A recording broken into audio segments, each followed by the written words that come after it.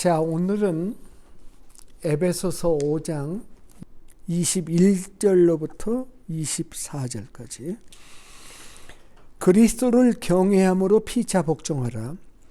아내들이여 자기 남편에게 복종하기를 주께 하라. 이는 남편이 아내의 머리됨이 그리스도께서 교회의 머리됨과 같음이니 그가 바로 몸의 구주시니라. 그러므로 교회가 그리스도에게 하듯 아내들도 범사에 자기 남편에게 복종할지니라. 그 다음에 31절로부터 33절. 그러므로 사람이 부모를 떠나 그의 아내와 합하여 그 둘이 한 육체가 될지니 이 비밀이 크도다. 나는 그리스도와 교회에 대하여 말하노라. 그러나 너희도 각각 자기의 아내 사랑하기를 자기를 자신같이 하고 아내도 자기 남편을 존경하라. 아멘. 오늘은 제목이 성령 충만한 아내라는 제목입니다. 그런데 부제가 있어요. 부제목이 그리스도인의 결혼관의 기본 설정이라고 했어요. 컴퓨터 할 때 컨피규레이션이라는 게 있죠. 기본 설정이라고 하는 게 있습니다. 성경은 그리스도인의 결혼을 어떻게 설정하고 있는가 하는 것이 부제목이 되겠습니다. 지난주 저는 성령 충만과 관련된 7가지 말씀들이라는 제목으로 말씀을 전했습니다. 그리고 그 7가지 중에 마지막 말씀이 무엇이었나요? 그게 20절이었죠. 뭐냐면 성령 충만이라고 하는 것을 사람들이 너무 환상만 생각하고 있는데 피차 복종하는 것, 그것도 성령 충만의 증거다. 그런 말씀을 드렸습니다. 그리고 피차 복종한다는 말씀이 어떻게 피차 복종하는 거냐 앞으로 얘기가 나오는 거예요. 그게 3가지 관계에서 나옵니다. 남편과 아내의 관계 속에서, 그 다음에 부모와 자녀의 관계에서, 그리고 종과 주인의 관계에서, 현대식으로 얘기하자면 인플로이하고 인플로이어하고의 관계 속에서 피차 복종하라는 말씀이 구체적으로 적용되어 나타나게 될 겁니다. 그런데 오늘은 그 첫 번째 시간의 말씀이죠. 그래서 오늘 이 본문 말씀을 통해서 기독교인의 결혼관은 도대체 뭐냐? 많은 사람들이 결혼을 할 때 명확한 결혼관을 가지고 결혼하는 경우가 참 드뭅니다. 심지어는 그리스도인들조차도 이 부분을 제대로 알지 못하고 그리스도인의 결혼이라는 게 무엇인가 하는 것을 자세히 생각해 보지 않고 결혼 생활을 시작하게 되는 것입니다. 그러다 보니까 참 어려움이 많게 되는 거죠. 그래서 오늘 이 말씀이 필요하다고 생각합니다. 오늘 말씀을 한 절씩 보면서 포인트를 집어가면서 얘기를 하려고 합니다. 첫째 생각해 보는 것은 20절 말씀이에요. 이게 지난주 7번째 말씀이라고 그랬죠. 그리스도인 결혼의 대전제가 있습니다. 그 대전제가 뭐냐면 verse 20.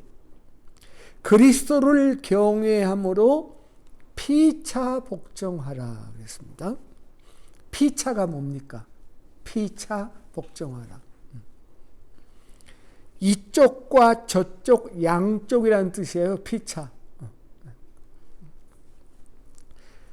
제가 언젠가 말씀드렸죠. 제가 군목 훈련을 받을 때 제 옆에 그 피목사가 있었습니다. 고신층 목사인데 저는 내무반에서 함께 잠을 잤는데 그 사람은 피목사고 나는 차목사입니다. 우리는 피차 목사다. 뭐 이렇게 농담을 했던 적이 있습니다. 피차라고 하는 것은 이쪽 저쪽 양쪽 다. 피차 복종하라. 여기서 말하는 양쪽은 남편과 아내를 의미하는 것입니다. 그러니까 참 많은 사람들이 22절만 보고 아내들이여 자기 남편에게 복종하시라는 말씀만 보고 지레 짐작을 하고 이제 기독교인의 결혼관을 비난하기 시작할 수 있습니다. 야, 그 쾌쾌묵은 수천 년 전에 율법을 우리들에게 적용하려고 한다. 시대착오다. 봉건주의적인 사고방식이 성경에 있네. 이렇게 생각하면서 아내에게 복종을 요구하는 이 말씀 자체를 받아들이지 않으려고 하고 보지 않으려고 할 수가 있습니다. 그런데 아니다는 거죠.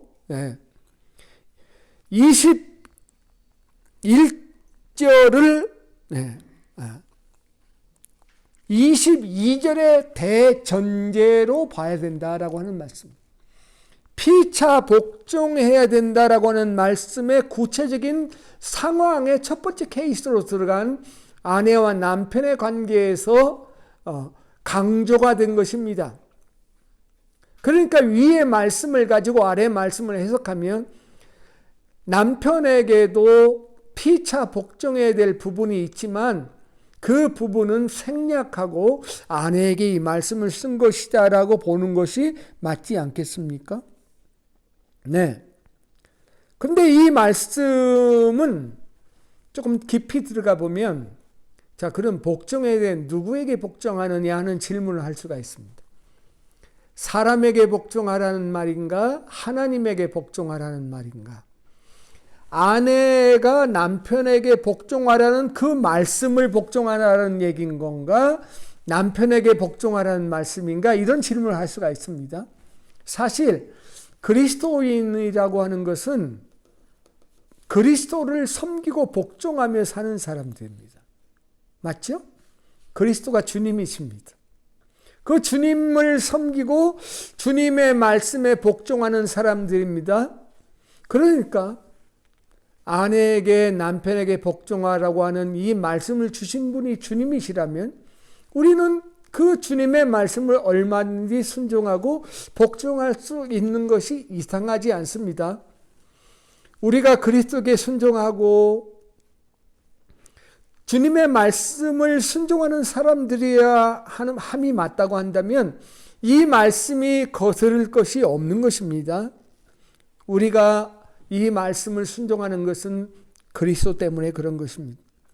그리스도를 경외하고 그 주님을 주님으로 삼기 때문에 이 말씀을 순종해야 한다는 겁니다. 어쨌든 이 여인들이여 너무 진노하지 마십시오. 남편에게 복종하라는 이 말씀이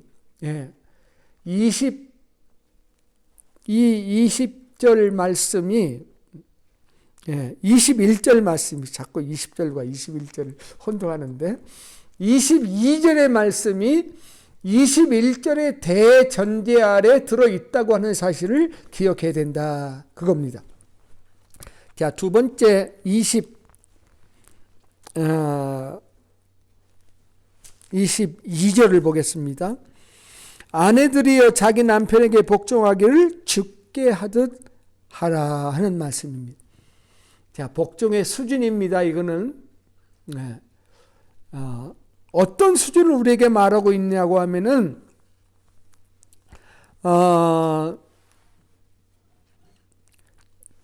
남편을 대할 때 주님을 대하듯이 해라고 이렇게 말씀을 하고 있는 것입니다. 네. 여기서 주님은 누굽니까? 예수님이죠. 최상의 것이죠. 우리가 어렸을 때 신데렐라 꿈을 꿔본 적이 있습니까? 신데렐라가 신랑을 맞이할 때 모습을 생각을 해보십시오. 우리가 그것을 꿈꾸며 살지 않았습니까? 남편을 주님을 대하듯이 주님을 대한다라고 하는 것은 참 환상적인 것이죠. 꿈과 같은 이야기입니다. 예수님을 여러분이 대할 때 어떻게 대하겠습니까? 예수님을 정말 주님으로 대하고 한다고 하는 것은 주님과의 최상의 관계를 의미하는 것이 아니겠습니까? 아내들에게 그런 관계를 요구한 것이다라고 하는 것입니다. 그런데 우리가 여기서 생각해 봐야 될 것은 그 예수님은 어떤 사람이었느냐 하는 것입니다. 우리가 예수님을 생각할 때 어떤 생각을 합니까? 예수님이 기적을 행한 거 생각할 수가 있습니다. 또 어떤 사람들은 예수님의 십자가의 죽음을 생각할 수가 있습니다. 그런데 예수님을 생각할 때, 십자가를 생각할 때 우리가 딱 떠오르는 것이 무엇입니까? 우리를 위해서 무엇을 해주셨다, 피 흘려 죽으셨다는 걸 생각할 수 있지만 다른 관점에서 볼 때 예수님의 십자가의 죽음은 복종이었다라고 하는 거예요. 아버지 하나님에게 복종했다는 거 아니겠습니까? 우리가 잘 아는 빌립보서 2장 5절로부터 11절에 보면은 너희 안에 이 마음을 품으라. 곧 그리스도 예수의 마음이니 그는 근본 하나님의 본체시나 하나님과 동등됨으로 취할 것으로 여기지 아니하시고 자기를 비어 종의 형체를 입어 사람같이 되셨고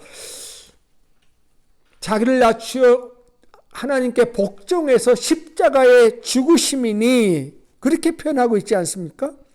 십자가의 죽으심을 복종이라고 표현했습니다. 누군가에게 복종한다고 하는 것이 자존심이 상합니까? 그러면 예수님을 한번 생각해 보세요.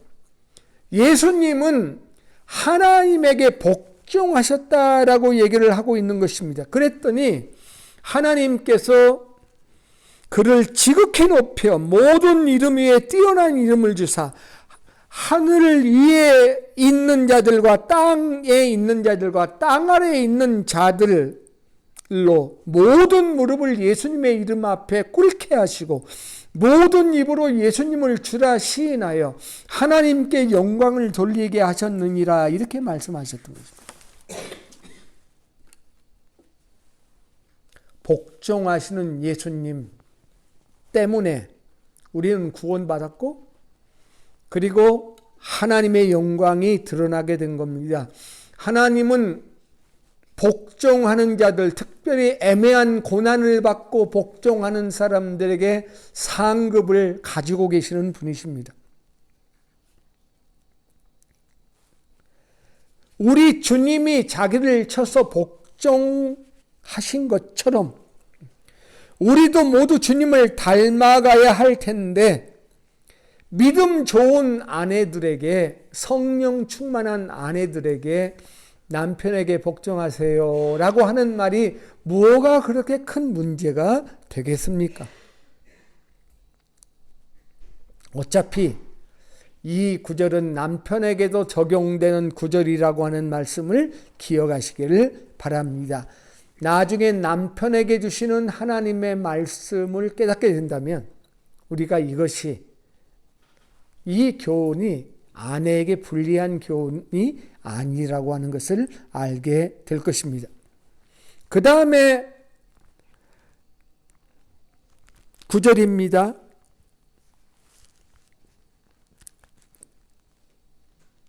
그 다음 9절을 보면은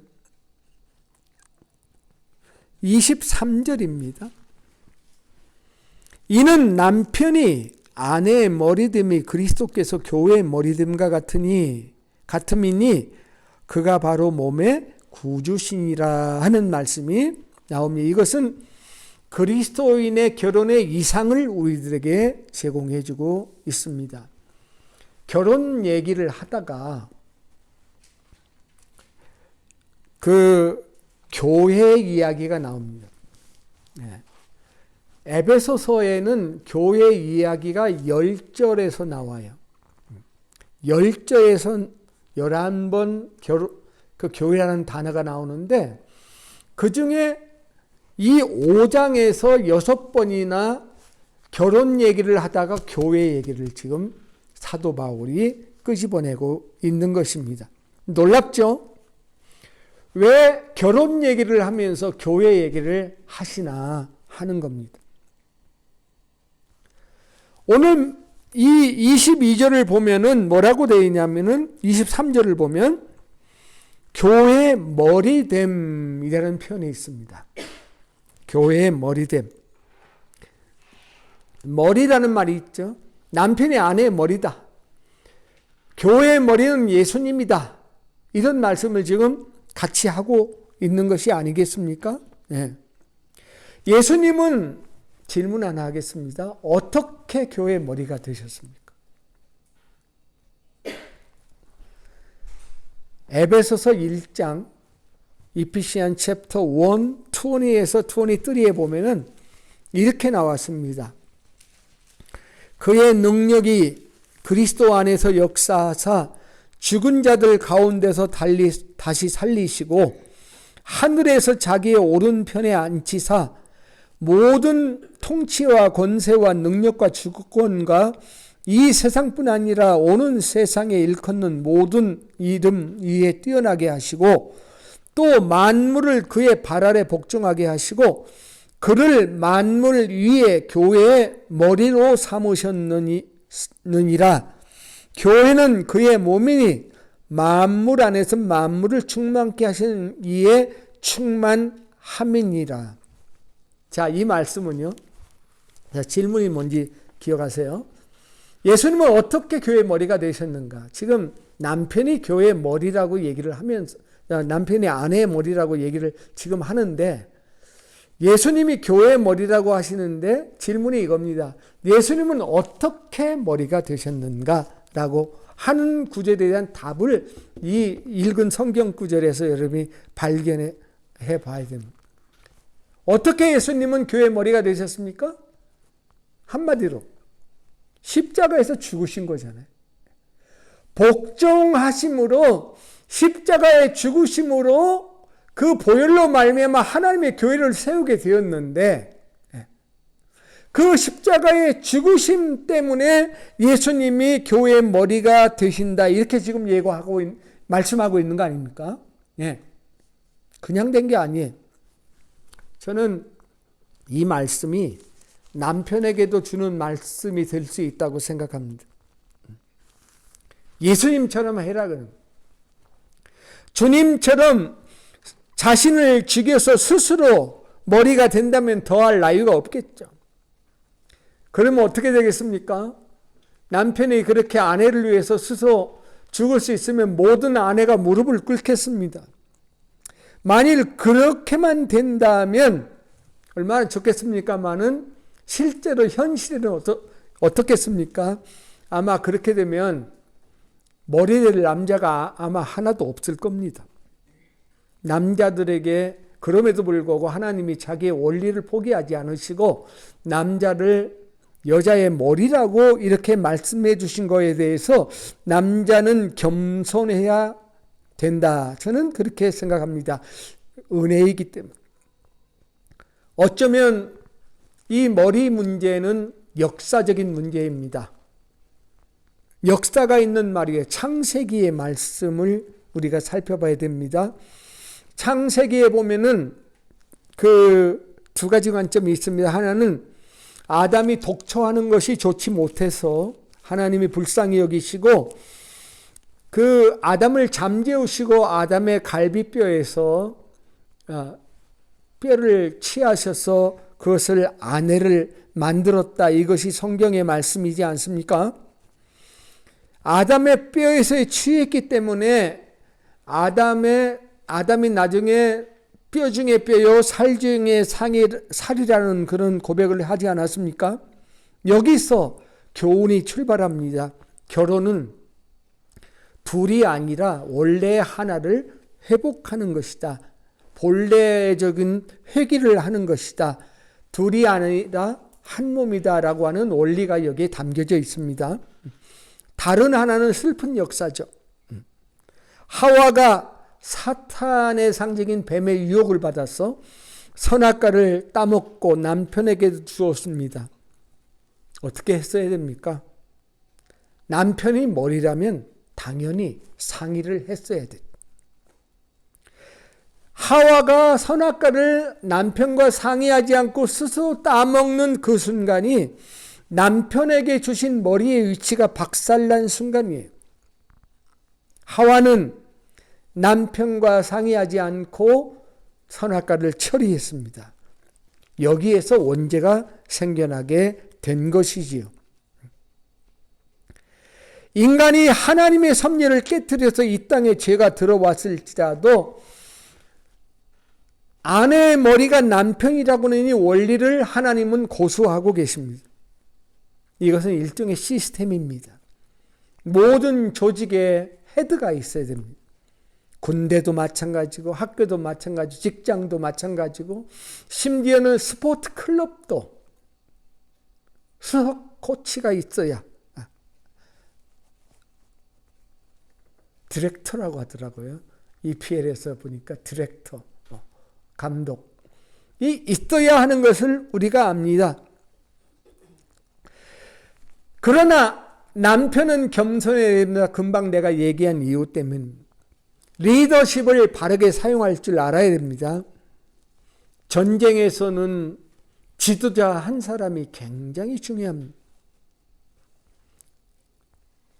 전쟁에 보면은 지휘관 한 사람의 잘못된 판단은 자기의 부하 전체의 전멸을 이르게 할 수도 있는 것입니다.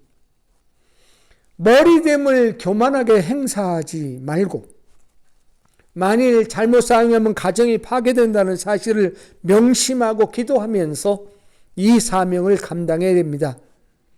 남자들도 예수님같이 겸손과 자기 비하로 승리하고 죽음을 통해서 그 머리됨을 스스로 입증해 내는 것이 옳다라고 하는 사실을 망각하지 말고 겸손히 하나님이 주신 은혜를 생각하며 가정이라고 하는 그 사명을 잘 감당해 나가야 된다라고 하는 것입니다.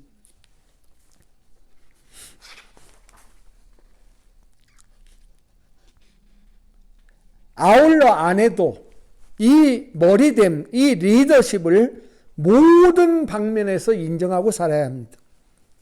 둘러보면 아내가 남편보다 능력이 많고 학력도 많고 재능도 뛰어난 사람들이 있습니다. 만일 그렇다고 한다면 그런 경우에라도 아내는 남편의 리더십을 늘 세워줄 줄 알아야 됩니다. 그렇지 않으면 남편은 점점 기가 죽고 리더십을 상실하게 돼서 자기 존재의 의미를 깨닫지 못하고 밖으로 방황하게 되는 것입니다. 물론 아내가 자기의 의견을 얼마든지 남편에게 다 얘기해야 합니다. 그러나 리더십을 인정하는 아내라면 자기의 설명은 다 해서 자기 의견을 말할 수 있지만 결정은 당신이 하세요. 당신이 헤드입니다.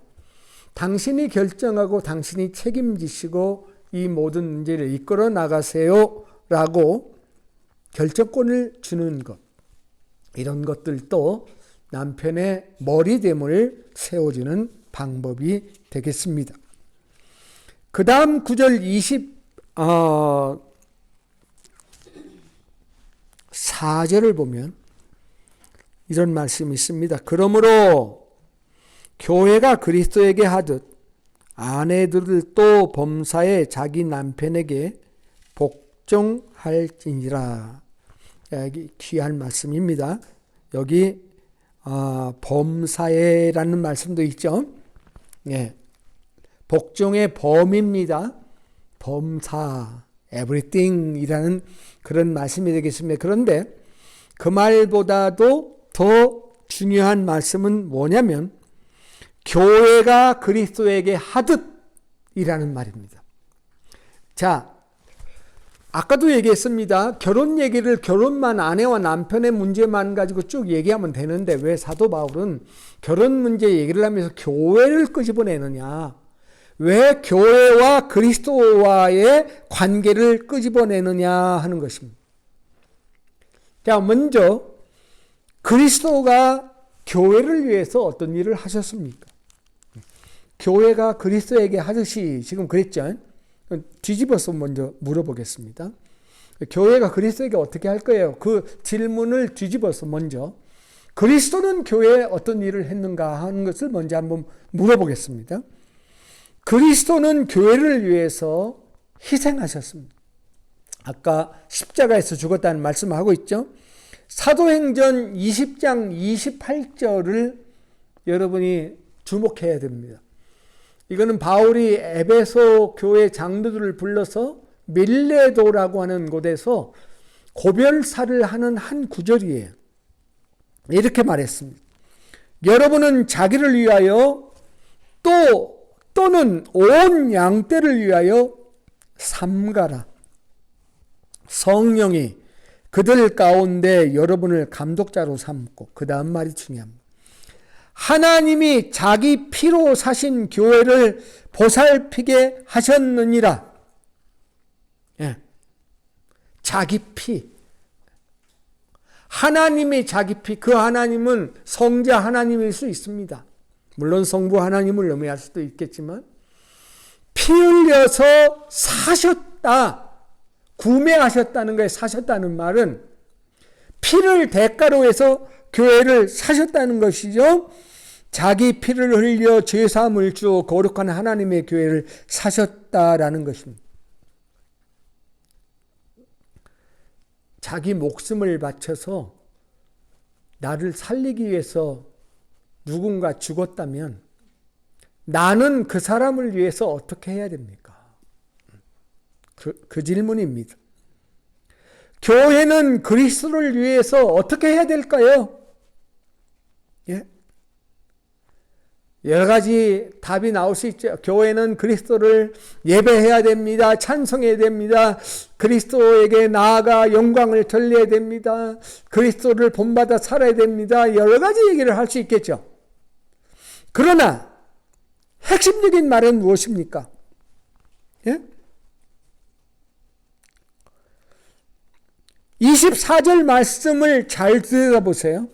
그러므로 교회가 그리스도에게 하듯 아내들도 범사에 자기 남편에게 복종할지니라. 지금 뭔 말을 하고 싶은 겁니까? 사도 바울은 그리스도는 교회를 위해서 자기 목숨을 주셨습니다. 그런데 그 교회는 그리스도에게 뭘 해야 되겠어요? 뭘 해야 된다는 겁니까? 무엇을 하는 것을 전제하고 있습니까? 복종이잖아요. 복종. 교회가 그리스도에게 하듯 너희들도 남편에게 복종하라 이렇게 얘기를 하지 않았습니까? 그러니까 복종이죠. 복종. 네. 이 진리가 이 진리가 중요합니다.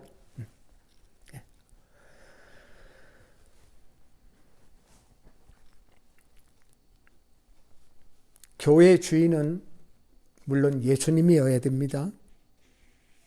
오늘날의 교회를 보면 세상을 본다 하는 말도 있어요. 교회가 하도 세속화되어서 교회인지 세상인지 세상의 원리가 교회 안에도 들어와서 똑같이 행한다라고 하는 그런 말씀이지요. 교회 안의 주인은 사람이 되어서는 안 되죠.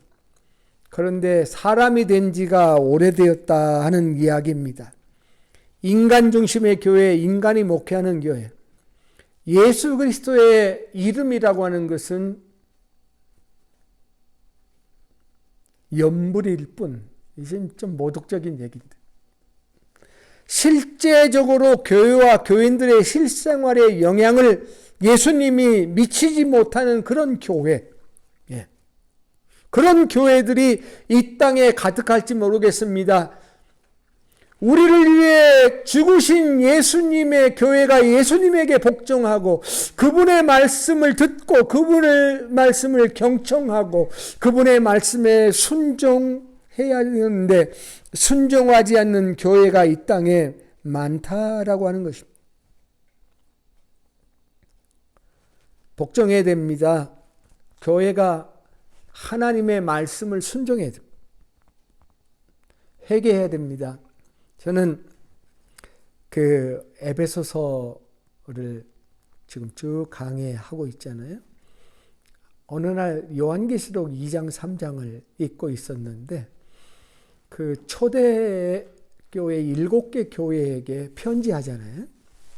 지도자에게 이제 참 주님이 말씀하잖아요. 7교회 중에 첫 번째 나오는 교회가 어떤 교회인지 아십니까? 7개 교회죠.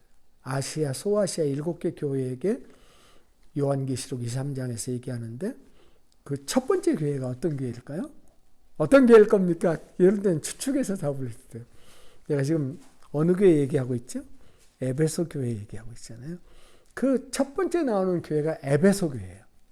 근데 에베소 교회에 칭찬도 있고 책망도 있는데 그 책망의 그 포인트가 뭐냐면 너희가 첫사랑을 잊어버렸다라는 말씀이에요.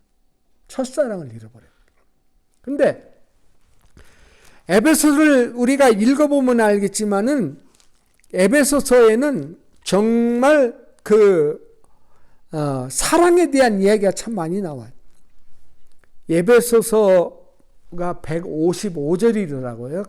계산을 해보니까 155절 중에 10%가 넘는 17절에서 사랑을 얘기했어요. 사랑이라는 단어만 해도 22번이 나와요. 그렇게 에베소서에서 사랑 얘기를 했는데 요한계시록에 가보니까 그 에베소 교회가 뭘 잃어버렸어요? 사랑을 잃어버렸다. 그것은 무엇을 의미합니까? 에베소서가 워킹을 안 했네? 그런 말씀이 될 수도 있겠죠. 물론 시대적 상황을 우리가 다 봐야 되겠습니다만은 뭔 얘기를 제가 하는지 아시겠죠? 그래도 초대교회는 제대로 했었던 것 같습니다. 그래서 사도 바울이 교회가 그리스도에게 하듯이 라는 말을 썼어요. 예? 오늘날도 이 말씀을 쓸 수 있을까요? 교회가 그리스도에게 정말 복종합니까? 이런 질문을 우리가 하지 않을 수가 없어요. 하나님이 하라고 하는 명령을 우리가 지키고 있습니까? 우리는 정말 회개하는 마음을 가질 수 있어야 되겠다는 말씀을 하고 있는 거예요.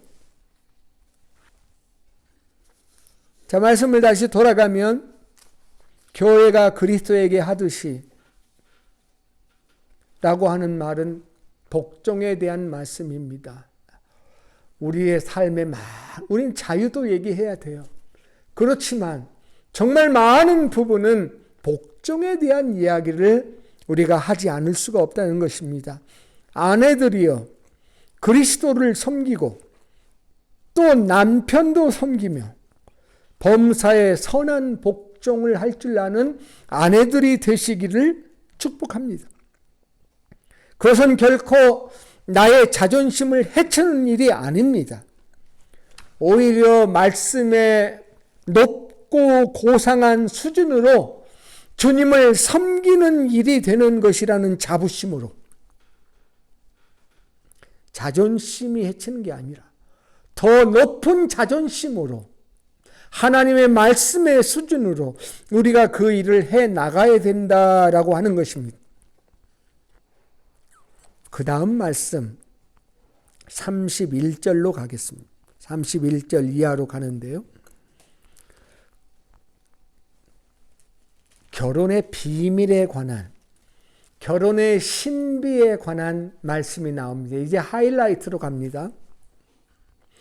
결혼의 신비가 뭐냐고 하면은 교회와 그리스도의 관계, 이 관계를 결혼의 파라다이스로, 결혼의 이상으로 받아들이고 산다라고 하는 것입니다. 하나님께서는 성경 말씀은 적어도 이런 수준을 우리에게 말하는 것입니다. 결혼은 단순한 남녀의 결혼이 아닙니다. 결혼은 자녀를 생산하는 것이 결혼의 목적이 아닙니다. 남자와 여자가 결합해서 하나의 단위를 이루고 서로를 돌보며 행복을 만들어 간다는 두 사람 혹은 두 가정의 합의가 아닙니다. 그게 전부가 아닙니다. 오늘의 말씀에서 우리에게 주는 결혼의 비밀은 교회와 그리스도의 관계를 남편과 아내의 결혼 관계에서 비전을 가지고 이루어 나가기를 원한다라고 하는 것입니다. 오늘 두 번째 본문인 31절 32절을 보세요. 그러므로 사람이 부모를 떠나 그의 아내와 합하여 그 둘이 한 육체가 될지니 이 비밀이 크도다. 나는 그리스도와 교회에 대하여 말하노라. 자, 비밀 얘기하고 그리스도와 교회 이야기를 하는 겁니다. 왜 갑자기 결혼 얘기하다가 교회와 그리스도의 관계가 갑툭튀한 겁니까? 우리 자매님 갑툭튀가 뭔지 모르죠? 응? 갑툭튀라는 말이 요즘 신조어입니다. 예. 갑자기 툭 튀어나오는. 예. 갑툭튀는 갑자기 툭 튀어나온 말이라는 겁니다. 그걸 줄인 거예요.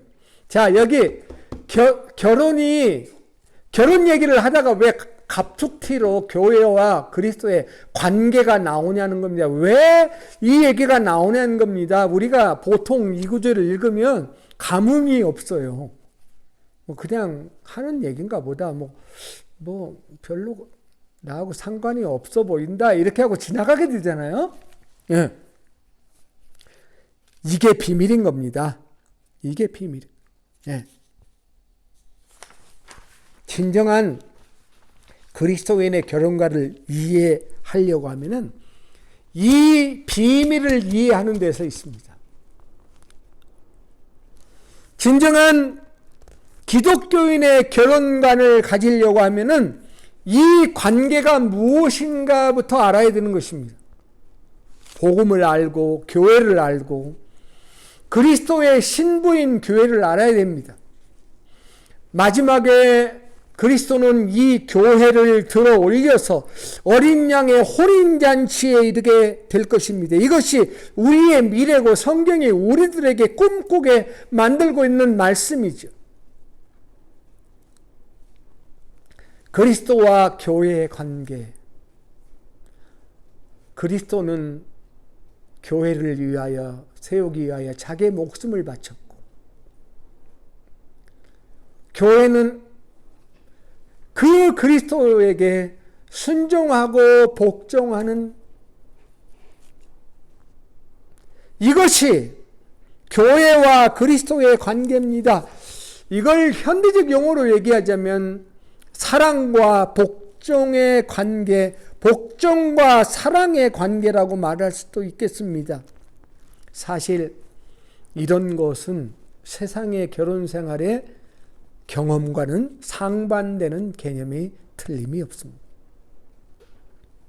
그럼에도 불구하고 세상은 사랑과 복종이 아니라 사랑과 배신이라고 하는 드라마가 모든 가정들마다 사회에 만연된 세상 속에서 살고 있습니다.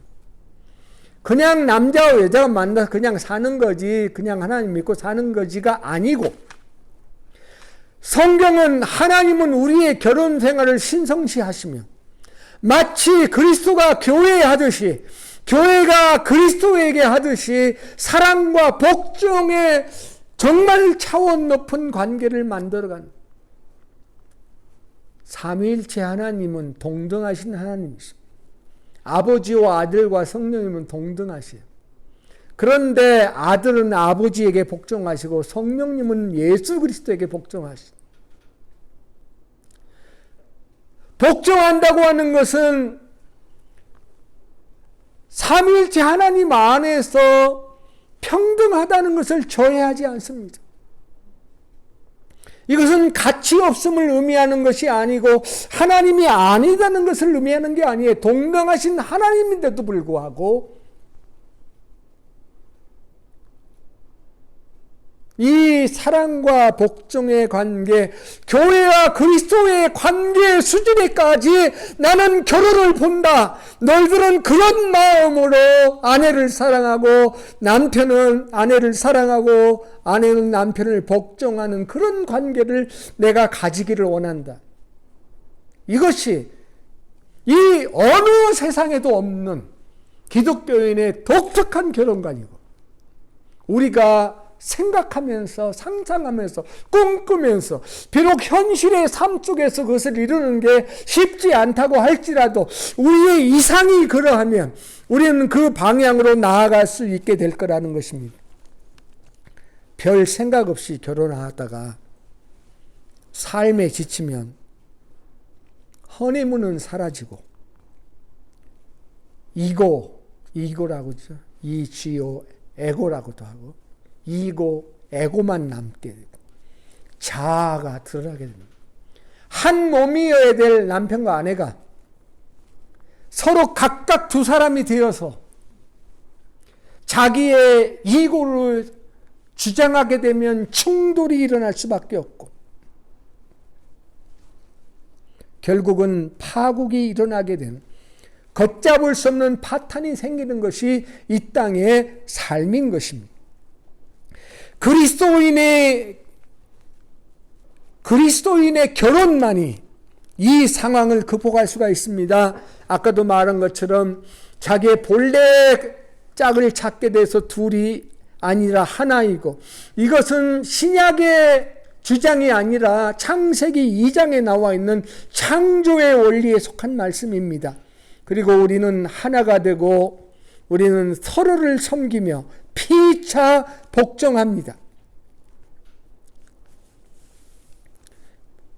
비록 우리가 이 땅에서 사는 삶이 고단할지라도 예수님과 교회의 관계를 생각하면서 주님처럼 자신을 부정하고 복종한다고 하면 하나님의 놀라운 축복이 그 가정에 임재하고 체험하게 될 수 있을 줄로 믿습니다. 우리의 결혼 생활이 부족하더라도, 우리가 많은 실수를 했다 할지라도 우리가 이 꿈을 함께 꾸고 있으면, 주님의 성령의 의지에서 자신을 낮추고 겸손해지면 하나님께서 우리의 가정들을 다루어 가실 줄로 믿습니다. 이 하나님의 결혼 생활에 관한 이 차원 높은 말씀을 우리가 깨닫게 되니 마음에 전율이 일어납니다. 몸이 떨릴 정도로 감격스럽습니다. 내가 이걸 알고 결혼했다면. 그러나 지금도 늦지 않았습니다. 나의 결혼의 환상이 하나님 없구나, 아예. 처음에 초창기에 좀 갖고 있었으나 지금은 아무것도 없구나, 열정도 없구나, 나는 지쳐 있구나. 다시 하나님의 말씀을 장착해야 합니다. 그리스도와 교회의 관계를 생각하면서 그 관계가 결혼 생활이다 라고 하는 그런 차원으로 격상시키면서 우리의 가정 생활을 만들어 나갈 꿈을 가지고 있어야 될 줄로 믿습니다. 그런데 제 메시지 중에서 그런 게 있었죠. 이거는 아무나에게 요구한 게 아니다 하는 것입니다. 누구에게 요구한 것입니까? 구원받은 하나님의 백성들에게, 성령 충만한 사람들에게 요구되어지는 그런 말씀입니다. 에베소서에 있는 부부는 아마도 양쪽이 다 그리스도인인 부부였던 것 같습니다. 성경에 보면은 에베소서만이 아니고 여러 군데에서 결혼에 관한 그런 말씀들을 우리에게 해주고 있는데요. 기독교인의 결혼은 원래 믿는 자끼리의 결혼이죠. 고린도후서 6장에 보면은 그리스도와 벨레알이 어찌 좋아하며 믿는 자와 믿지 않는 자가 어찌 상관하며 하나님의 성전과 우상이 어찌 일치하리요. 우리는 살아계신 하나님의 성전이라 했죠. 3번이나 반복을 해서 강조합니다. 네, 그래서 그리스도인의 결혼은 믿는 자의 연합이어야 합니다. 함께 주님을 믿고 함께 이 교회와 그리스도의 관계의 환상을 가진다고 하면 얼마나 큰 축복입니까? 그런데 불행하게도 참 믿는 결혼을 하지 못하고 혹은 결혼 후에 믿는 경우도 생기고 한쪽이 믿지 않을 때 참 마음의 부담이 많습니다. 불신 남편을 두었을 때 가져야 할 아내의 자세에 대해서 베드로전서 3장 1절부터 4절에 그런 권면들이 있죠. 그런 남편을 두었을지라도 그 남편에게 복종해야 한다 하는, 물론 주 안에서 해야 되는 일이고 진리 안에서 해야 되는 일입니다만은 최선의 노력을 다하라는 겁니다. 그 마음 알이 참 쉽지 않습니다. 우린 기도하지 않을 수가 없어요. 예. 자매, 그런 자매들을 위해서 안타까운 마음으로 기도해야 되고 그 흘리는 눈물을 우리가 생각하지 않을 수가 없습니다. 어떤 사람들은 믿는 자였으나 하나님의 말씀을 대수롭지 않게 여기고 불신자와 결혼을 한 후에 정말 평생을 힘들게 살아가는 그런 그리스도인들도 있었던 것을 우리가 기억하게 됩니다. 성경적 이혼의 유일한 길은 배우자의 부정입니다.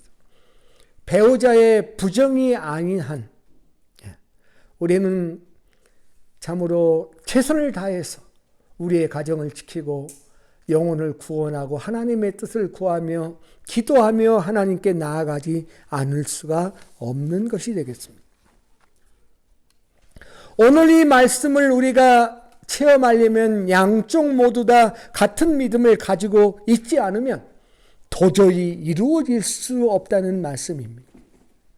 그러나 만일 양쪽 모두 이런 믿음을 가지고 있다면 큰 축복으로 생각해서 참으로 이 결혼의 환상을 아멘으로 받아들이고 우리의 가정에서 이루어가며 포기하지 말고 이 우리의 비전과 이 신비를 이루어가기 위해서 꿈꾸며 기도하고 나아가야 된다는 것이죠.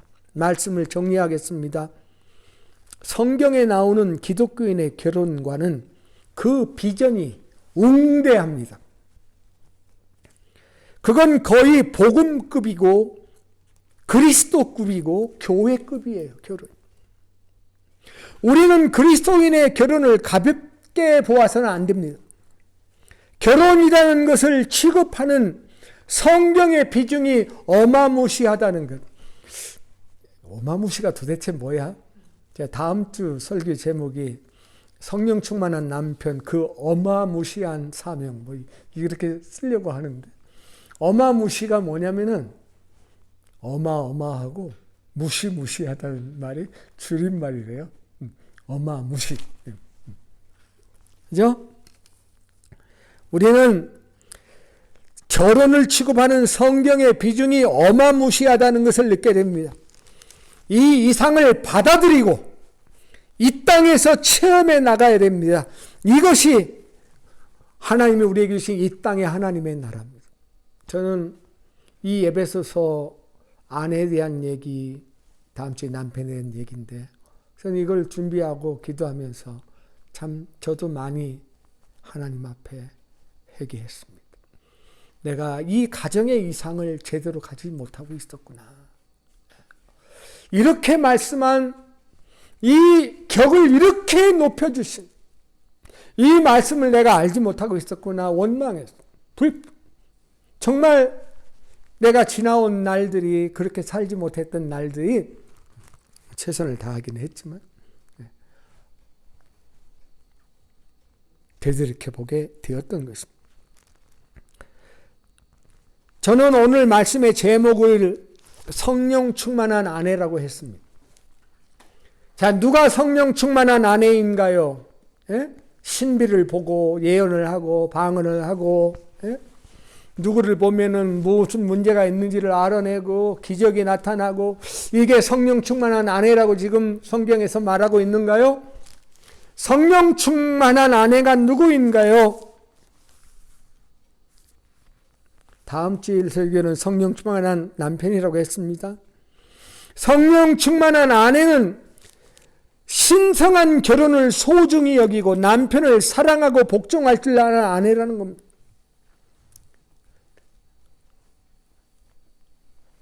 설교의 초장에 말씀했죠. 피차 복종하라는 말씀이 앞으로의 세 가지 관계의 대전제다 하는 말씀을 했습니다. 성령 충만한 아내는 남편의 리더십을 인정하고 높여주고 세워주는 아내입니다. 그런 아내가 되시기를 축복합니다. 그리고 이 말씀을 붙잡으시기를 바랍니다. 부부가 주님을 아는 사람이라면 감사하시고 하나님께 영광을 돌리기를 바랍니다. 만일 예수님을 영접하지 않으셨다면 예수님을 구세주와 주님으로 믿고 영접해서 성령의 인치심을 받고 성령의 충만함을 통해서 결혼 생활을 해 나가시면 되겠습니다. 기도하겠습니다. 하나님 아버지, 우리에게 성경적 진리를 이해함으로 결혼을 통해 주시는 하나님의 은총을 깨닫게 해주시니 감사합니다. 이제는 누리게 하여 주시옵소서. 남편과 아내가 서로 복종하게 하시되 남편의 리더십을 인정해주고 또 남편들에게는 사랑의 능력을 주시오. 아내를 사랑하고 아내를 보호하고 아내를 양육하고 배려하며 살게 해 주시옵소서. 존귀하신 예수님의 이름으로 기도드립니다. 아멘.